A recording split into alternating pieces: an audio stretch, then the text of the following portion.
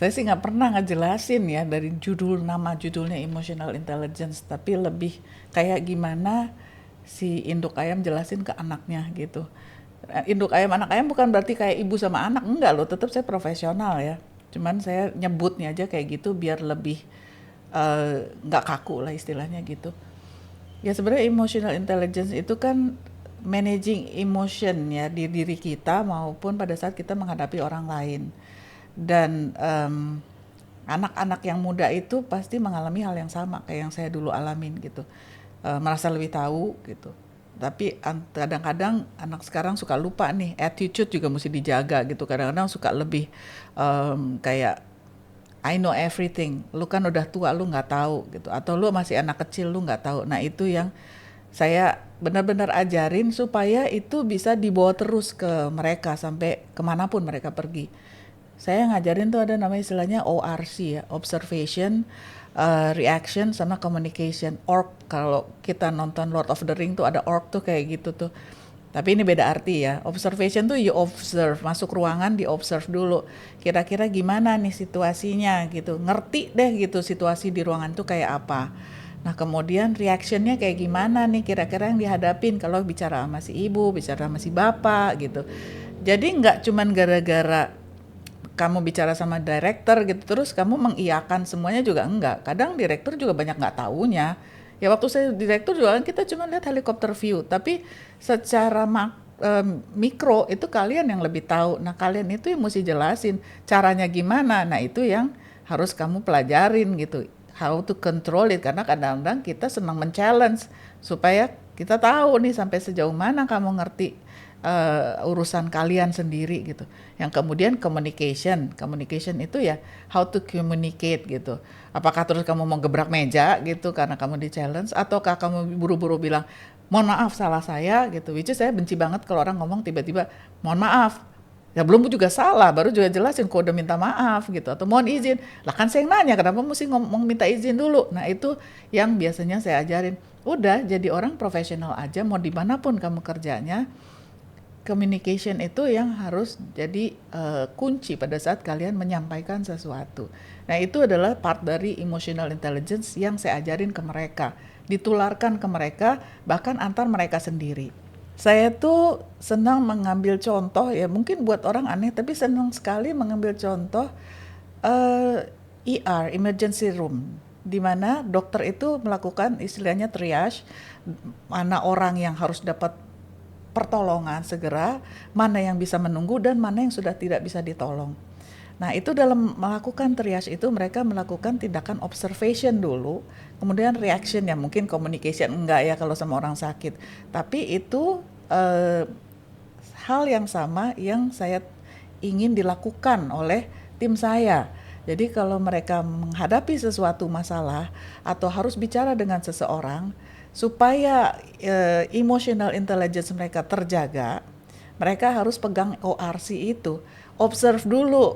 Oke, kamu bicara di mana? Let's say misalnya nih yang ekstrim lah ya, kita bicara di DPR gitu misalnya, menghadapi para anggota DPR. Nah itu gimana sih caranya gitu, observe dulu. Saya juga melakukan hal yang sama gitu, observing dulu, nih si ini kira-kira begini, si ini kira-kira begini, cara ngomongnya gimana.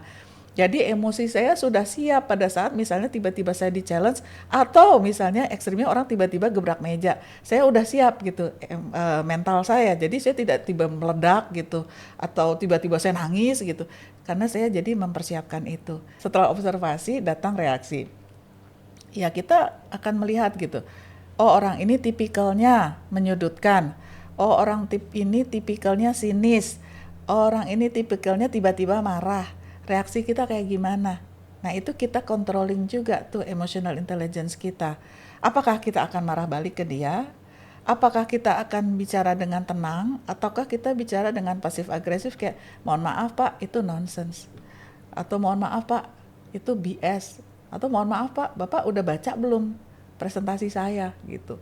Nah itu reaksi yang ada di dalam hati yang kemudian kita keluarin secara komunikasi. Nah, itu juga ada apa istilahnya? Ada prosesnya itu untuk berpikir seperti itu. Jadi nggak serta-merta keluar begitu aja gitu. Nah, itulah salah satu cara untuk memiliki emotional intelligence pada saat kita dealing with people gitu. Tadi C-nya dijelasin? Communication kan? Udah ya? Udah tadi. O-nya udah, R-nya udah. C-nya belum di-emphasize. Oke. Nah, kalau communication itu kan bagian terakhir, part terakhir dari bagaimana kita akan mengkomunikasikan hasil dari observasi dan reaksi tadi. Dan ini sebenarnya adalah part terpenting karena kalau observasi dan reaksi itu ada di kita, tapi pada saat komunikasi kita akan bicara sama orang yang di sekitar kita. Nah, ini juga ada satu proses yang sangat perlu kemampuan untuk mengatur emosi kita. Juga empathy, dan itu juga membutuhkan social experience. Jadi kita juga selain empathy itu kita memiliki rasa, kita juga punya pengalaman sosial kita seperti apa sih. Nah, itu juga menjadi part dari satu storytelling kita pada saat kita bicara dengan orang gitu. Oh, orang ini seperti ini gitu. Orang ini seperti ini gitu. Nah, itu adalah satu rumpun yang nggak bisa dipecah-pecah, dan itu harus dibawa. Kalau salah itu kita perbaiki, kalau benar itu kita pertajam lagi. Itu yang cara saya sih ngajar ke mereka. Kalau dia sole contributor, artinya dia itu beban semua ada di dia. Dengan demikian itu dia nggak akan punya tim yang dapat membantu dia untuk sorting out the stress sama the pressure. Jadi dia harus deal sendiri sama dirinya sendiri. At the same time, simultaneously dia harus mengatur cara dia untuk bekerja dengan orang lain. Bagaimana cara dia berbicara dengan orang lain. Kadang-kadang kalau sole contributor itu ya, sepengetahuan saya nih, banyak sekali suka dilemparin sampah sama orang. Orang-orang yang malas udah lempar aja ke dia. Sementara dia sebenarnya udah kewalahan gitu. Cuman karena dia sendiri, dia juga susah. Di sini masih ada kerjaan numpuk, terus tiba-tiba datang lagi. Jadi dia mau ngebendungnya juga susah karena dia lagi sibuk di sini tiba-tiba datang. Itu berat ya untuk jadi sole contributor. Apakah saya pernah di situ? Pernah saya di situ. Cara saya adalah untuk supaya bisa deal dengan itu, saya menciptakan sebuah sistem. Karena kalau kita udah nggak bisa lagi bicara, artinya kita harus cari cara nih untuk gimana caranya sih untuk supaya kita bisa survive itu. Ya kita bikin sistem sendiri aja. Karena kita sole contributor, tentunya kita bisa punya role sendiri. Role saya kayak begini.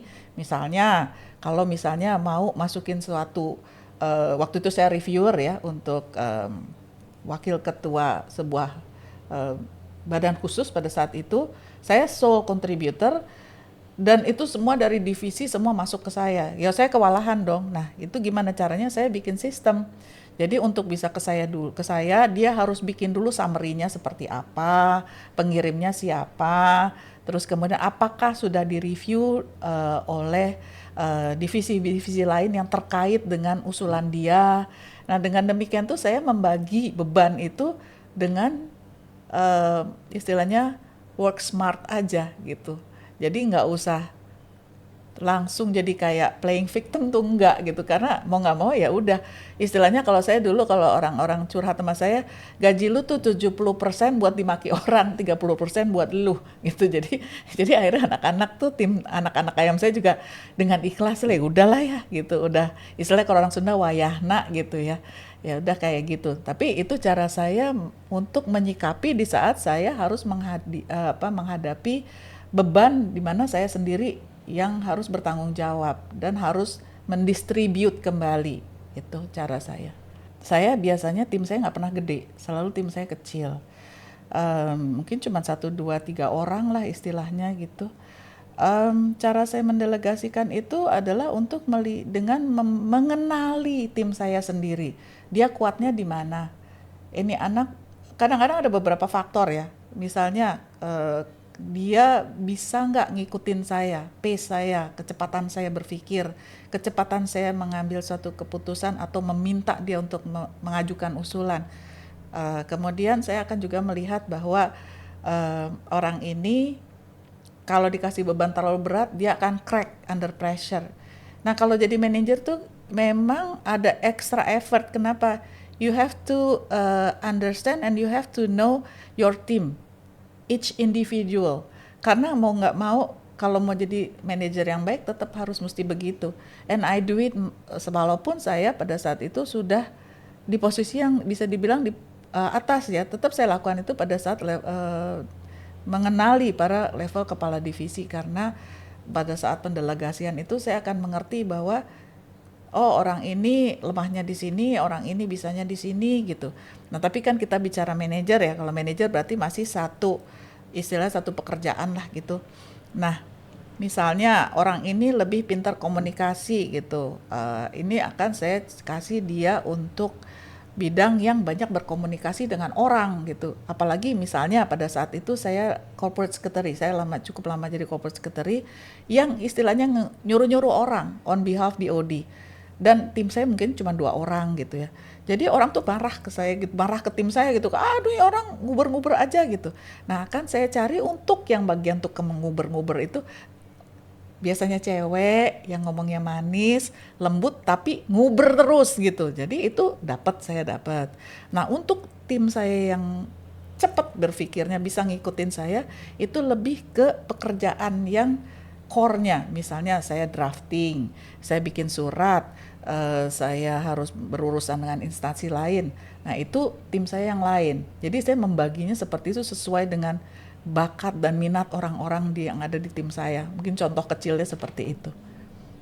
Ngobrol sih, tetap komunikasi. Saya jadi untuk apapun saya pakai ORC, observation, reaction, sama communication. Karena saya dengan demikian juga bisa mengenali gimana saya harus menyikapi mereka. Pada saat jadi manajer itu umumnya saya selalu muda dibandingkan dengan tim saya. Jadi saya juga kalau misalnya mau keras-kerasan juga agak susah ya. Mereka akan tidak kooperatif biasanya gitu, atau tidak ngerjain aja gitu. Kayak mau sejauh apa lu bisa kayak gitu ya. Atau itu reaksi yang buruk ya, misalnya kita bicara yang buruk lah, gimana cara menghindarinya. Ya tentunya ya itu balik lagi. Observasi dulu orangnya seperti apa, komunikasi reaksinya seperti apa yang dia harapkan dan saya harapkan, dan kemudian komunikasi. Dan itu pun yang saya lakukan setiap kali saya pindah dari satu tempat ke tempat lain. Jadi banyak situasi yang baru yang harus saya deal with untuk level manager ya pada saat itu. Misalnya saya backgroundnya legal, tapi saya harus bicara sama orang yang teknik, itu berat loh. Ngomong sama insinyur itu mereka kayak setengah dewa gitu istilahnya gitu. Wah saya tahu semua teknik, which is saya orang corporate. Jadi cara saya bicara sama cara dia bicara, cara dia handling people dan cara saya handling people is totally different. Itu berbeda. Dan itu orang teknik yang dia bilang, kalau saya bicara seperti kamu, waktu itu orang India ya, teman saya, tim saya nggak akan dengerin saya karena kamu bicara terlalu lembut. Kalau saya bicara harus dengan keras. Jadi dia juga melakukan ORC itu ke timnya. Jadi kalau tim saya, tim dia maksudnya, ngomongnya kayak saya dengan lemah lembut, dengan pengertian, itu nggak akan jalan di dia, saya akan dikibulin. Tapi kalau sebaliknya saya yang dibilang di bagian corporate, saya marah-marah kayak ke tim dia di lapangan, nggak akan jalan juga. Saya akan dibilang, wah nih orang jahat banget ya, orang ini nggak bisa diajak ngomong. Nah itu perbedaannya lah, gimana perbedaan dari satu situasi dan kondisi mempengaruhi cara kita deal dengan tim. Gitu. Jadi tadi kalau untuk yang biasanya ngomong, mohon maaf bu, mohon izin bu gitu. Saya tuh biasanya suka ngomelin gitu.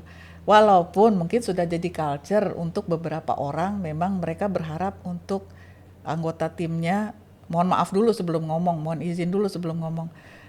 Mungkin saya dibesarkan dengan cara tidak seperti itu ya. Latar belakang saya juga mempengaruhi saya mungkin untuk tidak unggah-ungguh yang berlebihan. Jadi mungkin kalau untuk orang yang dibesarkan dengan culture seperti itu hal yang biasa. Tapi kalau di saya dibesarkan dengan culture orang tua yang bicara secara transparan dan jelas dan direct, nggak usah muter-muter gitu. Nah itu yang saya kebawa sama saya gitu. Jadi memang saya lebih senang kalau dia bicara langsung, angkat tangan misalnya, eh, manggil saya biasanya Mbak gitu ya atau Ibu gitu. Kalau menurut saya begini, masalahnya di sini gitu. Itu akan sangat em, efektif, efisien, nggak membuang waktu juga gitu. Jadi dia udah direct aja ngomong dan kita langsung diskusi ketimbang kita sibuk dengan sopan santun yang menurut saya unnecessary. Attitude aja dijaga gitu ya, kita sopan santun gitu. Tapi kalau udah berlebihan itu udah buat saya udah nggak penting ya, buat saya loh gitu. Oh kalau saya kan orangnya jahil ya. Saya nggak seneng gitu kalau ada yang duduk-duduk bengong-bengong aja gitu. Karena saya kalau jadi induk ayam itu tidak marah-marah, tapi saya pingin semua jadi kontributor dalam semua diskusi. Jadi setiap kali kita diskusi kalau ada yang saya lihat diam aja, itu saya tanya biasanya. Bertanyanya juga nggak nanya kayak Socrates method gitu yang di quiz gitu, enggak gitu. Saya cuma nanya, misalnya, Yuli, ini kok diem aja sih dari tadi, ngomong dong. Gimana tuh menurut kamu? Kamu ada masukan nggak? Terus kalau misalnya kita lagi membahas sebuah deck atau presentation ya, pager gitu, biasanya kita punya visual gitu ya, gini gambarnya seperti apa, itu saya akan bertanya, menurut kamu ini ikonnya udah pas belum nih menurut kamu? Atau kamu punya cari yang lain? Kadang-kadang ya dengan cara seperti itu mereka akan tertrigger untuk wah sibuk nyari gitu langsung nge-browsing. Bu kalau ini gimana Bu? Bu kalau ini gimana Bu? Gitu. Nah itu automatically nular sih kalau kayak gitu. Akhirnya mereka juga pengen memberikan sumbangsih gitu dalam suatu diskusi. Ya nge-triggernya gitu biasanya.